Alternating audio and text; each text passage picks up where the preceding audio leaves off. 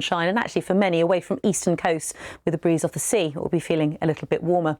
So this is how Monday shapes up. Once again, we're underneath this area of high pressure, keeping the Atlantic fronts at bay. Still a fair amount of cloud around on Monday morning, some mist and some murk, particularly for western areas, and perhaps even still some drizzle through the day, say for the Western Isles and parts of northwest England. But for many, it's a mainly dry day, and actually once we've got rid of the cloud through the morning, we should see some spells of sunshine come the afternoon. And again, that will help temperatures quite widely into the low mid-teens, if not 16 or 17 Celsius in the best of the sunshine. And actually, as I mentioned earlier, for much of the week ahead, it's looking mostly dry with some spells of sunshine. And after what's been a fairly cool and wet week, things are looking a bit warmer too.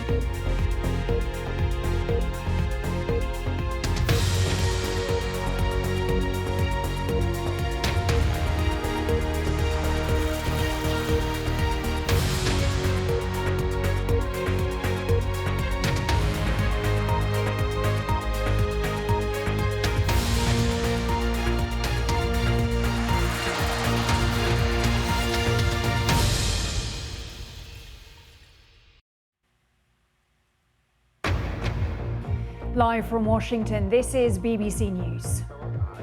At least 30 people are dead and hundreds others injured in Sudan as the army and paramilitary forces clash in the capital Khartoum. Disruption of the Grand National as animal rights protesters storm the racecourse.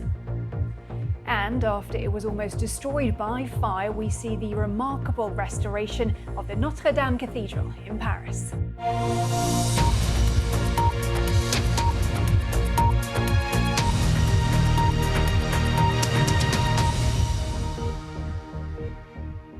I'm Helena Humphrie. It's good to have you with us. We start in Sudan, where heavy fighting is taking place between two rival factions of the military. Gunfire and explosions rock the capital Khartoum. The Sudanese military has ordered citizens to remain inside amid clashes at the presidential palace and the city's airport. Now, the two sides are in a dispute over who governs the country. Sudan has been run by the military since a coup in October 2021. A journalist from the Washington Post newspaper reported 30 people dead and nearly 400 injured, citing the United Nations. At least 2 of the dead are reported at Khartoum International Airport, and earlier, footage there showed large plumes of smoke and fighter jets flying low overhead. And this video from inside the Khartoum airport shows passengers taking cover on the floor.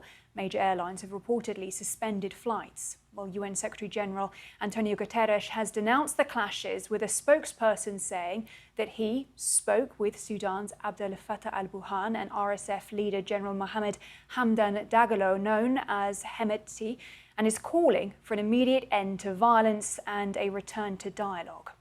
Well, the clashes come after months of tensions between Sudan's military and the Rapid Support Forces paramilitary group, and are raising fears of a wider conflict.